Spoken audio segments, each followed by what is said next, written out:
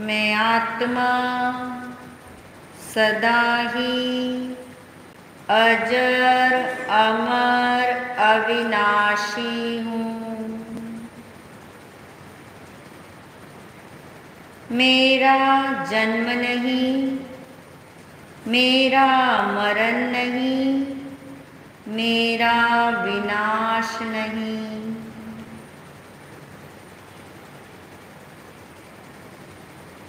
इसलिए मैं शाश्वत तत्व हूँ।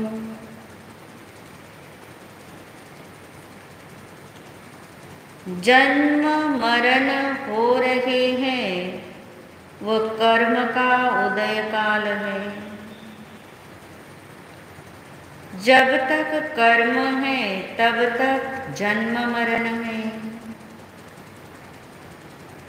जब तक आयुष्य कर्म है तब तक ये जीवन है। मैं आत्मा इन कर्मों से, इन कर्म उदय से अलग हूँ। आत्म स्वरूप में जन्म मरण नहीं। आत्म स्वरूप का जन्म मरण नहीं।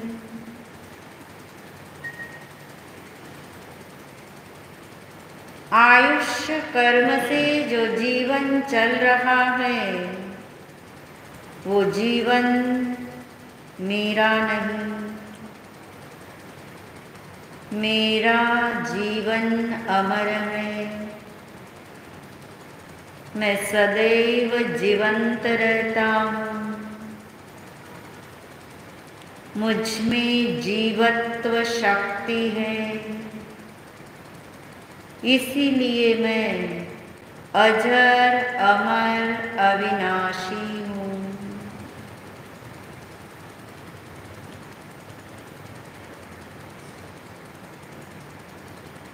जन्म मरण का चक्र घूम रहा है।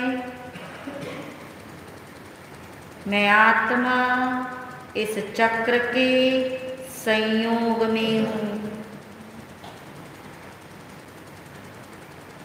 मैं इस चक्र के साथ हूँ। इसलिए चार गति में परिभ्रमण होता हुआ दिखाई देता है, मगर मेरा आत्म स्वरूप का परिभ्रमण नहीं होता। मैं अपने ही अनंत गुणों में रहता हूँ।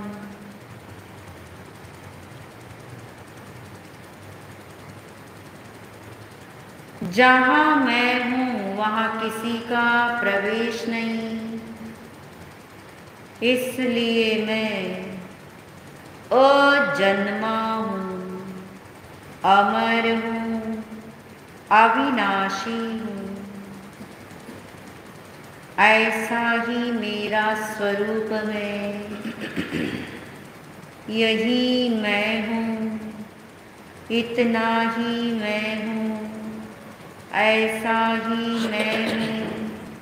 इसके अलावा अन्य कुछ भी मैं नहीं हूँ।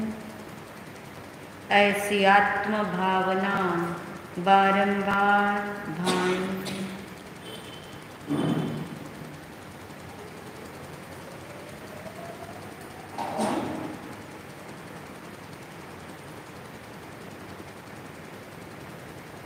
अजर अमर अविनाशी हूँ। मैं तो सिद्धालय वासी हूँ। अजर अमर अविनाशी हूँ। मैं तो सिद्धालय अनंत गुणों का धाम हूँ। चैतन्य लोक का वासी हूँ।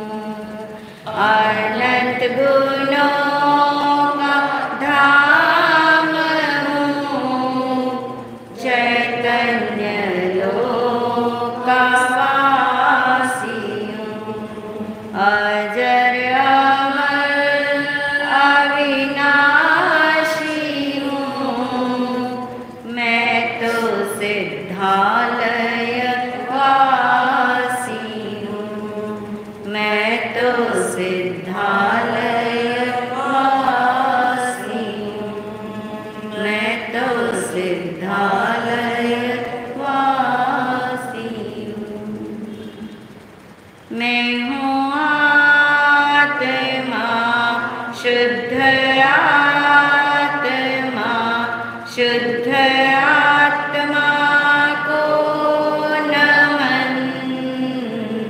मैं हूँ आत्मा, शुद्ध आत्मा, शुद्ध आत्मा की शरण। गुरु वंदना, गुरु वंदना, गुरु वंदना बारंबार। गुरु वंदना, गुरु वंदना, गुरु वंदना बारंबार। प्रसन्नता के साथ आंखें खोल सकते हैं। परम श्रद्धेया परम उपकारी महाराज श्री के चरणों में अनंत वंदन नमन। सभी शुद्ध आत्माओं को अनंत वंदन नमन। को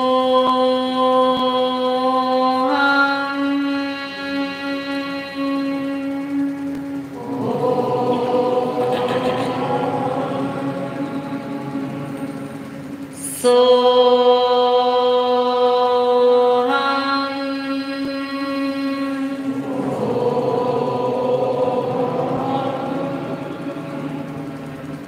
सिद्धो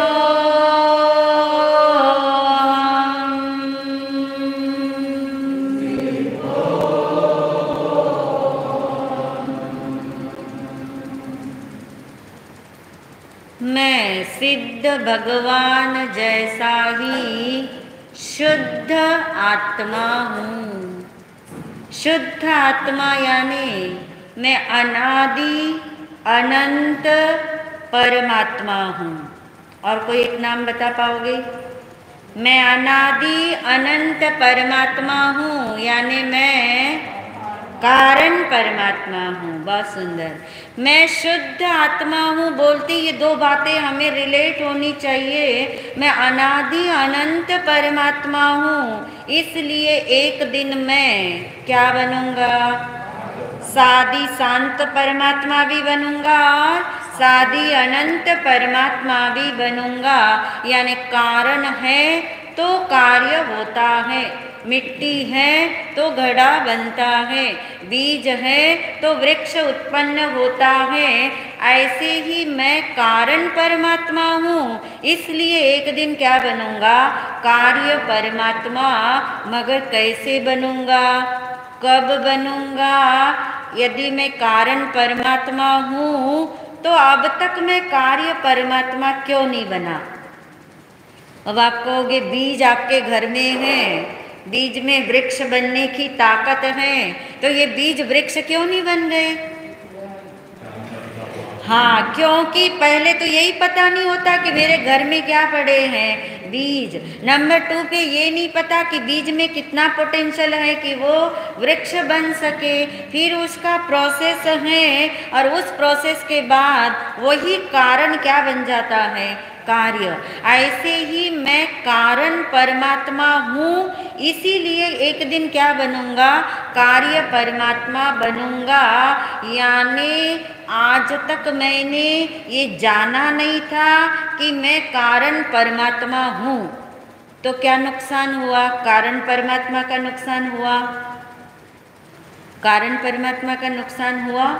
आज तक नहीं जाना तो कारण परमात्मा का कोई नुकसान नहीं हुआ, वो जैसा है वैसा ही है। मगर जान लेंगे तो क्या फायदा होने वाला है? जान लेंगे, एक दिन प्रतीति होएगी, विश्वास हो जाएगा और एक दिन क्या होगा? कार्य पूरा हो जाएगा। यानी जब भी कार्य परमात्मा की तरफ नजर जाए और जब भी कारण परमात्मा की तरफ नजर आए तो ये दो बातें हमें स्पष्ट हो जानी चाहिए। और एक उदाहरण से इसे पक्का कर लेते हैं। शायद हमने पहले ये बताया भी था। एक है नोट छापने की मशीन और एक है नोटों का ढेर। कौन है नोटों का ढेर? कारण और कार्य परमात्मा की बात कर रहे हैं ना। कार्य परमात्मा यानी कारण है नोट छापने की मशीन, और उसका कार्य क्या हुआ कि नोटें छपकर क्या हो गई, तैयार हो गई। तो कारण परमात्मा कौन हुआ? नोट छापने की मशीन की तरह कारण परमात्मा है, और नोटें छपती चली जाए वो क्या है, उसका कार्य है। यानी केवल ज्ञान होना ये किसका कार्य है? कारण परमात्मा है तो ये कार्य होगा। मोक्ष, मोक्ष एक दिन होगा, सिद्धालय एक दिन मिलेगा। किसकी बदौलत मिलेगा? क्योंकि आप कौन हो? कारण परमात्मा। कारण परमात्मा का मतलब हुआ मेरे अंदर सिद्धत्व है, तभी मैं एक दिन क्या बनूंगा? सिद्ध। मुझे सिद्ध बनना है, मगर ऐसे ही नहीं कोई सिद्ध बनेगा जब तक अपने सिद्धत्व की क्या न हो, पहचान न हो। अब सोच के देखो, किसी के घर में नोट छापने की मशीन पड़ी हो और वो दरिद्रता का जीवन जीता हो, आप कहेंगे इसको क्या नहीं है, पता ही नहीं है। इसको पता ही नहीं है कि इसी के घर में नोट छापने की मशीन है, मगर ये नोटों के अभाव में क्या हो रहा है, परेशान। ऐसे ही हम परेशान हो रहे हैं। अभी तक हमें क्या नहीं हो रहा? केवल ज्ञान नहीं हो रहा है, सम्यक दर्शन नहीं हो रहा है, मुझे मोक्ष नहीं मिल रहा है। ये हम परेशान हो रहे हैं। जैसे वो व्यक्ति परेशान हो रहा है, मेरे घर में नोटें नहीं है, पैसा नहीं है, चीजें नहीं है, वस्तुएं नहीं है, मगर घर में क्या पड़ी है? नोट छापने की मशीन। मगर उसे क्या नहीं है? पता ही नहीं है। उसे पता नहीं है, उसे बोध नहीं है, और पता लग भी जाए तो प्रोसेस का उसे पता नहीं हो, तब तक कार्य पूरा नहीं होता। तो मैं शुद्ध आत्मा हूँ, मैं कारण परमात्मा हूँ, या मैं अनादि अनंत आत्मा हूँ, या मेरे अंदर में सिद्धत्व भरा हुआ है, ये सब जब तक हमें पता नहीं होगा तब तक इसका कोई नुकसान नहीं होगा। किसका? जो कारण परमात्मा है उसका कोई नुकसान नहीं होगा। दृष्टांत पे चल पड़ी है चिंतन कुमार। चिंतन कुमार को ये पता नहीं कि उसके नाम क्या है, 5 करोड़ रुपए जमा है, उसे ये पता नहीं। मगर इससे 5 करोड़ रुपए का कुछ बिगड़ रहा है? वो तो वैसे ही मल्टीप्लाई होते जा रहे हैं ना। जैसे फिक्स डिपॉजिट किए थे वैसे वैसे वो ब्याज उसका तो बढ़ता जा रहा है। चिंतन कुमार जाने कि न जाने, उससे नोटों को कोई मतलब नहीं है। यानी चिंतन कुमार नहीं जानता था, तब भी उसके पास जन्म से ही क्या है, वो करोड़पति ही है। जब उसकी माँ चली गई तब भी वो करोड़पति है। पिता का साया उठ गया तो भी वो करोड़पति है। उसके नाम रुपए जमा हो गए तो भी वो करोड़पति, उसे नहीं पता। वो रिक्शा चला रहा है तो भी वो क्या है? ऐसे ही हम निगोद में रहे, हम नरक में रहे, हम किसी भी गति में रहे, जाति में रहे, स्थिति में रहे, हमें कुछ नहीं पता कि हम कौन हैं, फिर भी हमारे अंदर सिद्धत्व वैसा की वैसा।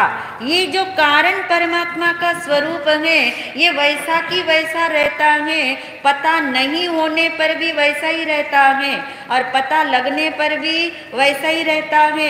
प्रतीति नहीं होने पर भी वैसा ही रहता है। विश्वास हो जाए तब भी वैसा ही रहता है। और नोट की मशीन से नोटें छप जाए तो क्या बदलाव आएगा नोट की मशीन में? फिर भी वो वैसी की वैसी, फिर भी वो वैसी की वैसी।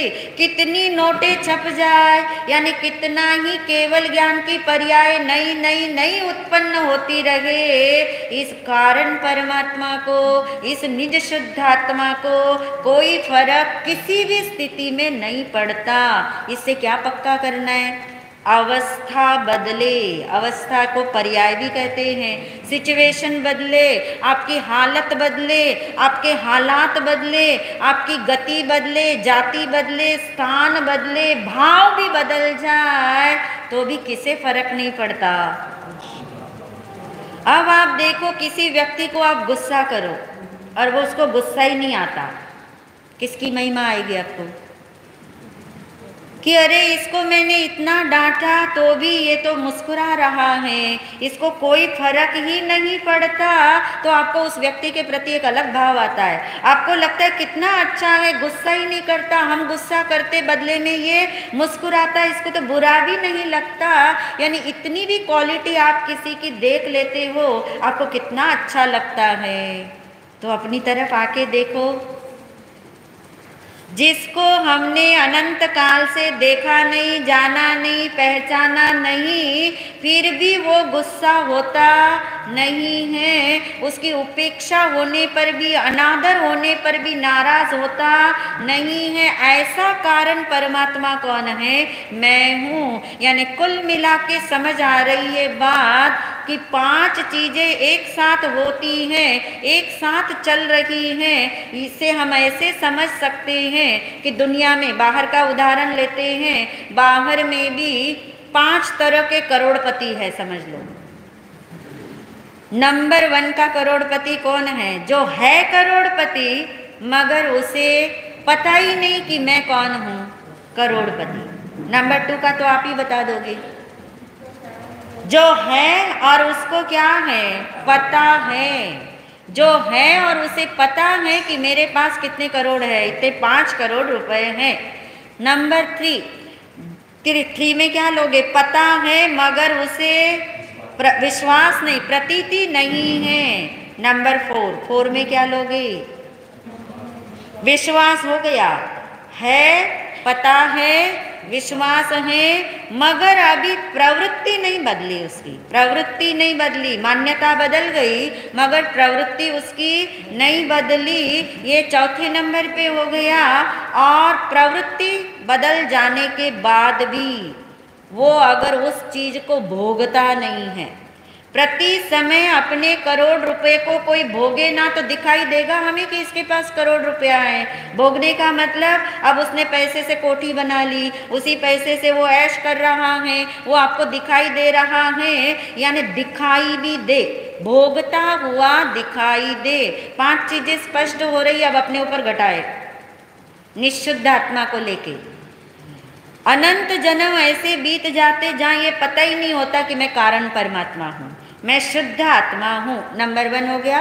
नंबर 2 है हूँ मैं शुद्ध आत्मा, ये पता नहीं था और अब पता लगा, सुनने को मिला, जानने को मिला। ये 2nd कंडीशन। जानने को मिला, सुनने को मिला, समझने को मिला, मगर अभी विश्वास नहीं हुआ। कौन सी कंडीशन? 3rd वाली। विश्वास भी हो रहा है, थोड़ा थोड़ा थोड़ा थोड़ा विश्वास भी मान लीजिए होने लगा, मगर प्रवृत्ति नहीं बदली। प्रवृत्ति का मतलब वैसे कि वैसा जीवन जीते हुए दिखाई दे रहा है। लोगों को पता भी नहीं लग रहा कि आपकी क्या बदल गई, मान्यता बदल गई, दृष्टि बदल गई। यानी जैसे आंखें खुल गई हो किसी व्यक्ति की, मगर वो अभी क्या नहीं हुआ हो, चला नहीं हो। आंखें खुल गई हो मगर चला नहीं हो। एक है होना, एक है पता होना। नंबर 3 हो गया प्रतीति होना। नंबर 4 हो गया प्रवृत्ति में आना। और नंबर 5 में होगा निरंतर निरंतर उसका क्या करना? भोगना, यानी उसका आनंद उठाना। ऐसी 5 कंडीशन हमारी भी चलती है। हम कौन से स्टेज पे हैं अब आप पता लगा सकते हो अपनी अपनी स्टेज। है ये पता नहीं था अब तक मान लीजिए, मगर था ना। नंबर 1 था। नंबर 2 अब पता लगा। नंबर 3 में क्या आएगा? प्रतीति होना, विश्वास होना। यानी एक है होना, होना या मालूम होना। नंबर 2। नंबर 1 होना, होना यानी अस्तित्व, होना यानी एग्जिस्टेंस। एक है मेरा होना। नंबर 1 है मैं हूँ ऐसा मुझे पता होना। पता होना यानी ज्ञान। नंबर 1 हो गया अस्तित्व, एग्जिस्टेंस। नंबर 2 हो गया ज्ञान। नंबर 3 तो आप बता दोगे, श्रद्धा। नंबर 4 बता दोगे, चारित्र। और फिर नंबर 5 का मतलब वो अवस्था आ जाए सिद्धालय वाली, जहाँ निरंतर निरंतर निरंतर वे अनंत गुणों को क्या कर रहे हैं? भोग ही रहे हैं। अनंत काल तक भोगते ही रहेंगे, कभी वो खत्म होने वाला है ही नहीं। जैसे नोट छापने की मशीन से निरंतर निरंतर नई नई नई नई नोटें क्या हो रही, छपती जा रही हैं, मगर मूल्यवान कौन है? मशीन है। उन नोटों का मूल्य बाद में है, पहले मूल्य किसका है? उस मशीन का है। ऐसी ये 5 चीजें समझ आए, इसके लिए ये चिंतन कुमार का दृष्टांत था। चिंतन कुमार कौन से स्टेज तक पहुंच गया? पता होने तक। अभी प्रतीति उसे नहीं हुई, पता उसे लग गया। किसके द्वारा पता लग गया? बैंक ने जो मैसेज निकाला उसके द्वारा उसे पता लग गया, मगर अभी उसे प्रतीति नहीं हुई, क्योंकि उसे क्या हो रही है? शंका, विश्वास नहीं हो रहा। और विश्वास क्यों नहीं हो रहा? क्योंकि मैंने तो एक पैसा भरा नहीं है, तो मैं कहाँ का अधिकारी? लोग मुझे क्या कहेंगे? अगर मैं ऐसे लेने चला जाऊंगा तो कहेंगे जब तुझे भरोसा ही नहीं था तो तू हमारे द्वार पे क्यों आया? तुझे निर्णय ही नहीं था तो तूने बैंक का दरवाजा क्यों खटखटाया? इसलिए वो जा नहीं पाता है, उसके अंदर 50-50 चल रहा है। जब विश्वास नहीं होता तो कभी लगता है नहीं नहीं मैं ही चिंतन कुमार हूँ, मेरे ही क्या है 5 करोड़ रुपए हैं, मैं ही कल सवेरा होऊंगा और बैंक में पहुंच जाऊंगा। मगर दोबारा दूसरा मन क्या कहता है? 2 मन है ना सबके पास, एक मन कुछ कहता है, दूसरा मन कुछ कहता है। एक मन कहता प्रवचन में चलो, दूसरा मन कहता नहीं दूसरे काम इससे ज्यादा जरूरी है। 2 मन का तो युद्ध हमेशा चला है, ये द्वंद्व हमेशा रहता है। इसी का नाम है निर्णय नहीं होता, 50-50 रहता, या तो ये करे या तो ये करे। और विश्वास का नाम है 100%। 50-50 में क्या होता है? अलगाव रहता है। कभी इधर इधर शक्ति क्या हो जाती है? बट जाती है, यानी उसे निर्णय नहीं हो पाता। और याद रखिए, जब तक विश्वास नहीं रहेगा होगा तब तक भ्रम ही रहेगा। भ्रम यानी कभी ये और कभी वो लगता रहेगा, निर्णयात्मक स्थिति नहीं होगी। और ऐसी कंडीशन के अंदर क्यों नहीं हो रहा है उस चिंतन कुमार को निर्णय? क्यों नहीं हो रहा है उसे निर्णय? क्योंकि उसे समझ नहीं आ रहा। देखिए, ये जो अवस्था होती है ना, सबके जीवन में ये अवस्था आती है। सबके जीवन में बाहर के कार्य करते हुए या अंदर के कार्य करते हुए समझ अभी बलवान नहीं बनी है, समझ में अभी पक्कापन नहीं आया, तो वो समझ ढीली ढाली रहती है, पकती नहीं है। और समझ जब तक ना पके तब तक हमारी रुचि जो है ना वो पूरी की पूरी पलटती नहीं है। जैसे उदाहरण लो, बात समझ आएगी। एक बच्चा है, मान लीजिए नादान है, उसे अभी रुपयों की इतनी पहचान नहीं, इतना छोटा बच्चा है। आपने उसके सामने करोड़ रुपए का ढेर लगा दिया, करोड़ रुपए का ढेर उसके आगे लगा दिया, बच्चे को बिठा दिया और बच्चे को रटा दिया कि हे बच्चे तू आप बोलना शुरू कर इस ढेर को देख करके, मैं कौन हूँ। देखिए, आप समझना इस बात को अपने लिए लेके, यानी मैं करोड़पति हूँ, मैं करोड़पति हूँ। कौन रट रहा है? बच्चा। किसके कहने से रट रहा है? बड़ों के कहने से, माँ बाप के कहने से मान लीजिए। और करोड़ रुपए का ढेर भी क्या है? उसके सामने है। ऐसे ही नहीं रट रहा, सामने ढेर है, मैं करोड़पति हूँ, रट रहा है, मगर उस बच्चे को इतनी समझ नहीं है ना, तो समझ के अभाव में उसको निर्णय नहीं हो पाता किस चीज का, कि करोड़ रुपया क्या है, बहुत बड़ी चीज होती है, या इससे अमुक हो सकता है, ये उसे समझ नहीं है। उसे तो समझ किसकी है? कैडबरी की समझ है, उसे चॉकलेट की समझ है, उसने वो स्वाद लिया है, उसे करोड़ों रुपए का स्वाद थोड़ी ना पता है। अब वो बच्चा समझ लीजिए कब तक रटता रह सकता है? जब तक उसे कोई आगे से, पीछे से, ऊपर से, नीचे से क्या ना दिखाए, क्या ना दिखाए, जो उसको पसंद है। मान लीजिए कैडबरी या चॉकलेट, कोई उसे दूर से भी दिखाए कि देख बच्चा मैं तेरे को ये देने वाला हूं, कितनी देर लगाएगा भागने में? समझ आ रहा है? अमित भैया के कल के प्रश्न का जवाब भी इसमें है। मैं शुद्ध आत्मा हूँ, मैं शुद्ध आत्मा हूँ। ये हमारे माता पिता ने, तीर्थंकरों की वाणी ने, भगवान ने, हमारे गुरुओं ने दिखा करके शुद्ध आत्मा का स्वरूप दिखा करके कि तू सिद्धो जैसा है, तू ऐसा ही है, तेरी यही प्रॉपर्टी है, ऐसा ही तेरा स्वरूप बताया गया है, ये सब बता करके हम भी रटना शुरू हो गए, यानी मानना शुरू हो गए, मगर समझ अभी पकी नहीं। मैं शुद्ध आत्मा, मैं शुद्ध आत्मा, और यहाँ तो चारों तरफ चॉकलेट दिखाने वाले ही भरे पड़े। कौन सी चॉकलेट पसंद है आपको, वो आप समझ लेना। कैडबरी वाली है और दूसरे टेस्ट की है, कौन से टेस्ट की है। कोई कहता तुम्हारे घर के कष्ट दूर हो जाएंगे, ये पाठ कर लो, कोई कहता ये कर लोगे तो सब कुछ हो जाएगा। यहाँ तक भी आपको कैडबरी मिल सकती है कि तुम ऐसे करो ना, इतने जाप कर लो, इतनी आराधना कर लो, तुम्हें सम्यक दर्शन। वो कैडबरी लेने तो चले ही जाओगे नहीं जाओगे। यानी समझ हमारी कच्ची है उस बच्चे की तरह। वो बच्चा तभी तक रटता रह सकता है मैं करोड़पति हूँ, मैं करोड़पति हूँ, करोड़ों रुपयों को देख देख के रट रहा है, मगर स्वाद किसका मालूम है उसे, अनुभव किसका है उसे, रुचि किसकी है उसे। वो बच्चा तो वहीं दौड़ जाएगा। ऐसा ही उस चिंतन कुमार के अंदर में निर्णय ये नहीं हो पा रहा कि मैं चला तो जाऊंगा वहां पे बैंक में, मगर वहां से धक्के खाऊंगा तो रिक्शा से भी चला जाऊंगा। ये रिक्शा से मेरी आजीविका होती थी, 2 रोटी मिलती थी, वो भी मेरी नहीं रह पाएगी, विश्वास नहीं हुआ। और बैंक वालों ने देखा समय पूरा हो रहा है, अब उन्होंने 2 दिन का और समय लिया और रेडियो पे प्रसारण कर दिया। अभी तक अखबार में था, अब रेडियो में प्रसारण हो गया, न्यूज़ बन के आ गई, सब लोग सुनने लग गए। चिंतन कुमार के कान तक भी वो रेडियो का प्रसारण पहुंचा और अन्य रिक्शा वालों ने भी सुना।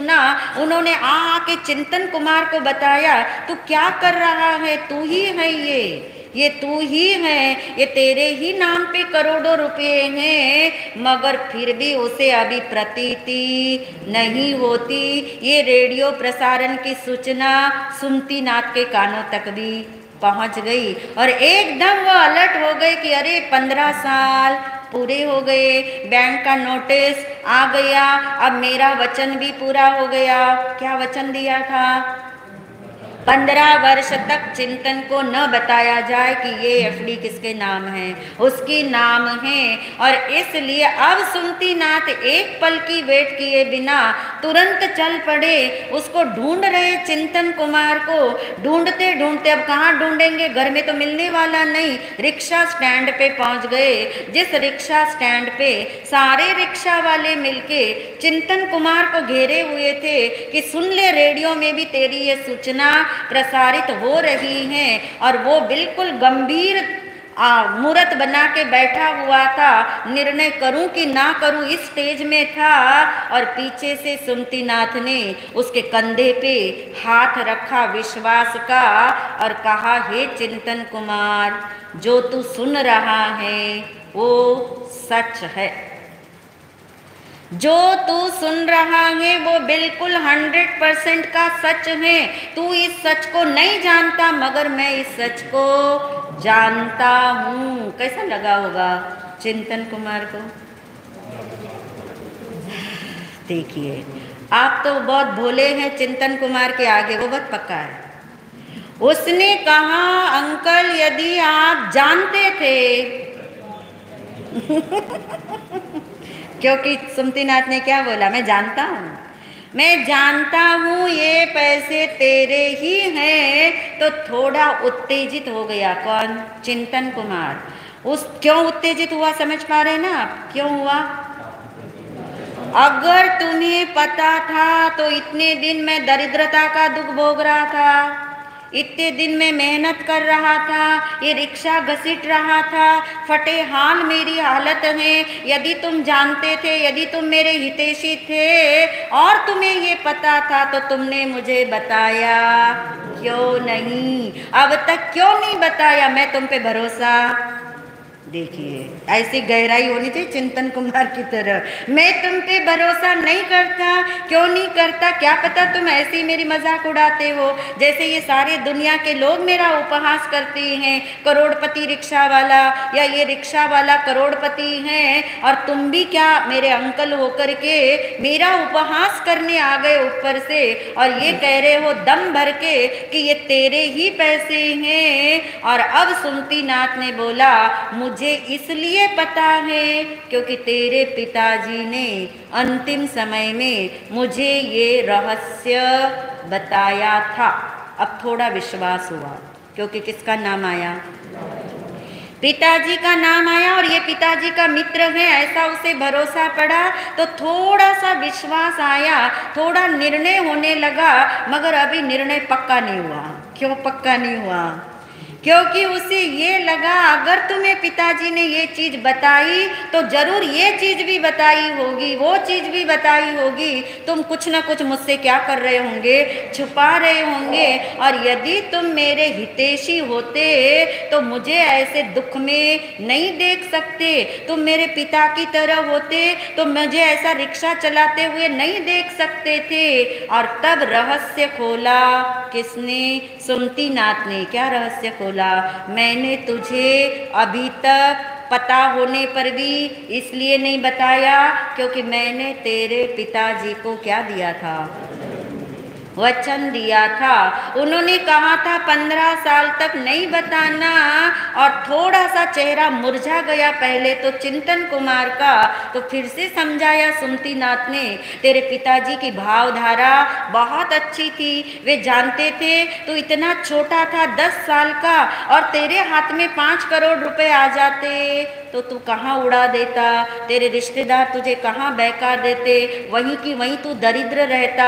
वो पिताजी तेरे बहुत दीर्घ दृष्टा थे, उन्होंने जो किया बहुत सोच समझ के किया है, इसलिए तुझे मेहनत तो करनी पड़ी, मगर बेटा मेहनत करके तुझे ये तो समझ आ गया कि 5 करोड़ की वैल्यू क्या होती है। सीधा तेरे को 10 वर्ष की अवस्था में रुपए हाथ में आ जाते, तू मेहनत भी नहीं समझता, तू दरिद्रता नहीं समझता, और तू इन पैसों को कहाँ उड़ा देता और जिंदगी भर दरिद्र रहता।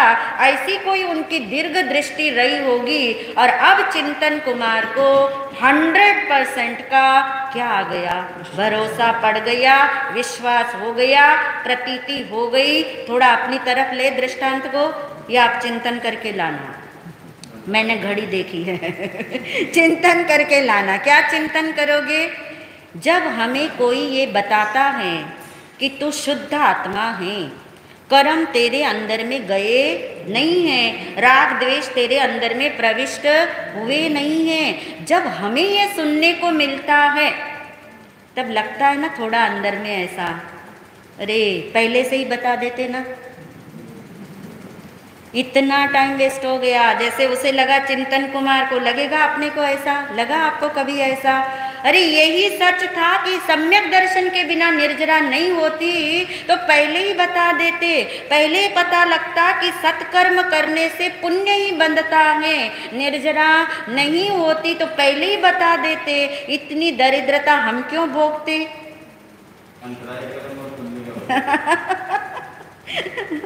इसका चिंतन करके लाना। अंतर्मुखी वाला चिंतन करना, ये तो बाह्य का उत्तर है कि कर्म, और ये अंतर में आप चिंतन करोगे आपको इतना सुंदर जवाब मिलेगा, और कभी शिकायत भी नहीं आएगी अंदर से कि अरे ये बातें हमें पहले पता होती तो कितनी जल्दी हम सम्यक दर्शन पा लेते, आत्मदृष्टि खुल जाती। इसके भाव हम आगे करेंगे।